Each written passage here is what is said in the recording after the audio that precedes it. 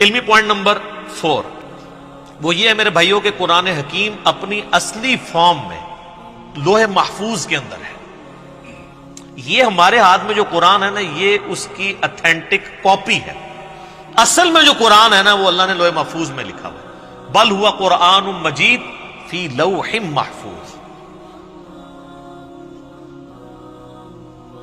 سورۃ الواقعہ میں بھی آیا نا کہ وہاں سے اس کو کس نے تنزیل من رب العالمین، یعنی یہ رب العالمین کا اتارا ہوا ہے. لا یمسہ الا المطہرون، یعنی جو قرآن حکیم ہے نا اس کو وہاں پر پاکیزہ فرشتے ہی چھوتے ہیں، کوئی وہاں پہ پہنچ نہیں سکتا. اللہ نے اسے اتارا ہے، یہ جنات کے اثر سے نہیں ہے، شیاطین کے اثر سے نہیں ہے. کیونکہ کافروں کا اعتراض تھا نا کہ جی نبی الاسلام، اور بعض میں مخلص بھی تھے کہ یار اچانک زندگی کے 40ویں سال میں آپ غار میں جا کے غار حرا میں بیٹھے ہیں، ہو سکتا ہے کسی آسیب کا سایہ ہو گیا ہو تو اس کی وجہ سے آپ یہ کلام کر رہے ہیں. تو وہ تو پھر آپ کو پتہ ہے آسیب کے سایہ والوں کی حالت یہ تو نہیں ہوتی، ان کی تو حالت ہی کچھ اور ہوتی ہے. اور صحیح مسلم میں بڑی مشہور حدیث ہے نا، ایک بندہ ہے جو جھاڑ پھونک کیا کرتا تھا آسیب کے سائے کے لیے، جادو ٹونا کا علاج. اس کا نام تھا ضماد، عربی میں ضاد میم الف اور دال، اردو میں زماد. کئی مسلمان رکھتے بھی ہیں نام، لیکن وہ جن کے نام زماد ہے نا ان کو پوچھے نا کہ نام آیا کہاں سے ہے، ان بیچاروں کو مسلم شریف کی حدیث نہیں پتا ہوگی کہ زماد ہے کون تھا. وہ جھاڑ پھونک کیا کرتا تھا. مکے آیا تو اس نے سنا کہ یہاں پہ ایک شخص ہے کہ جو بڑا ایک ڈائنامک اس کی لائف تھی، یعنی وہ سب کی آنکھوں کا تارا تھا، ایک کامیاب تاجر بھی تھا اور لوگ اس کے پاس امانتیں رکھواتے تھے، بڑا زبردست، یعنی وہ ایک سمجھنے کہ اس معاشرے کے ایلیٹ طبقہ تھا. تو اچانک اس کو کچھ ہو گیا اور لوگ پریشان ہیں. ظاہر ہے جس نے 40 سال تک کوئی بات ہی نہ کی ہو اس ٹاپک پہ، اور اب وہ کہے کہ میں اللہ کا پیغمبر ہوں، مجھ پہ یہ کلام نازل ہوا، تو لوگ تو پریشان ہو جائیں گے. تو اس نے کہا کہ میں جھاڑ پھونک جانتا ہوں، اگر تو مجھے اس کے پاس لے جاؤ تو مجھے امید ہے کہ میں اس کا علاج کروں. اس کو کیا پتا تھا کہ علاج اس کا نہیں، اس کا اپنا ہو جائے گا. تو لوگ اسے لے گئے نبی الاسلام کے پاس. تو آپ صلی اللہ علیہ وآلہ وسلم سے اس نے کہا کہ میں آپ کا علاج کر سکتا ہوں، آپ بتائیں کہ آپ کے ساتھ کیا ایشو ہے، تو اپنا مسئلہ بیان کریں. تو آپ صلی اللہ علیہ وآلہ وسلم نے نا کوئی بات نہیں کی، قرآن بھی نہیں پڑھا.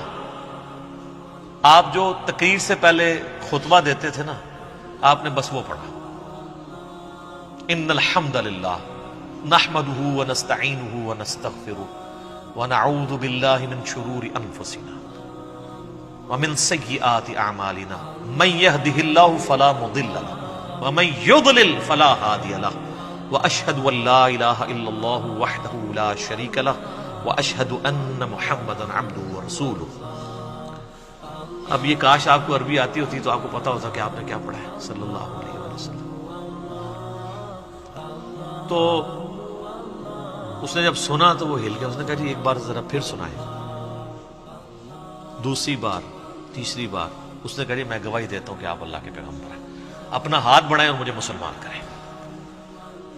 تو حالانکہ جو بندہ ایکسپرٹ تھا جادوگری کا، اس نے بھی کلام سن کے، قرآن نہیں صرف آپ علیہ السلام کا عام کلام سن کے، انہوں نے کہا نہیں، جنات جن لوگوں کے اوپر اثر ہوتا ہے ان کا اس طرح کا کریکٹر نہیں ہوتا، وہ اس طرح کی باتیں نہیں کرتے، ان کی باتیں تو آل فال ہوتی ہیں، اتنی پریسائز باتیں نہیں ہوتی ہیں.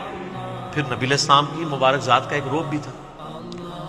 جو بندہ جادو کا، ان ساری چیزوں کا ایکسپرٹ تھا، اس نے ڈکلیئر کر دیا کہ جادوگر نہیں ہے. اور جو جہلات ہے، جن کو جادو کا، آسیب کا الف بے بھی نہیں پتا تھا، وہ لوگ نبی علیہ السلام کو اس کے بعد بھی جادوگر کہتے رہے. نعوذ باللہ. ان کی قسمت میں ہدایت نہیں تھی نا. ہونا تو چاہیے تھا کہ جب ایکسپرٹ نے مان لیا کہ نہیں ہے تو تم لوگوں کو تو پتہ ہی نہیں یہ فیلڈ ہے کہ نہیں، تم خام خواہ کہتے ہو. جیسے معذرت کے ساتھ آج کی دنیا میں آپ کو مثال دوں، میرے بارے میں علماء کہتے ہیں جاہل ہے، اس کو تو عربی بھی نہیں آتی، اس کو تو پڑھنا ہی کچھ نہیں آتا، وہ قرآن دیکھ کے بھی غلط پڑھتا ہے، وہ پڑھ ہی نہیں سکتا.